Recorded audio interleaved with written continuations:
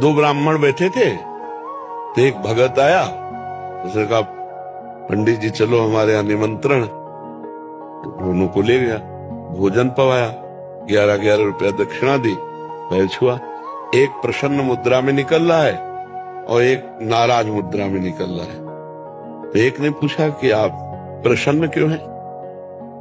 बोले इसलिए प्रसन्न हूं कि आज तो भोजन का भी जुगाड़ नहीं था, भोजन भी मिला और 11 रुपया भी मिले, इसलिए मैं प्रसन्न हूं। दूसरे से पूछा आप प्रसन्न क्यों है, नाराज क्यों है?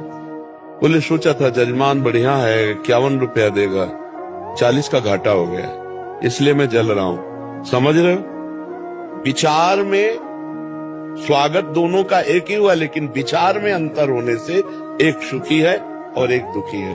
दो ब्राह्मण बैठे थे तो एक भगत आया, उसने कहा पंडित जी चलो हमारे यहाँ निमंत्रण। तो दोनों को ले गया, भोजन पवाया, 11-11 रुपया दक्षिणा दी, पैर छुआ।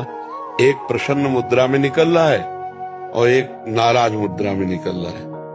तो एक ने पूछा कि आप प्रसन्न क्यों हैं?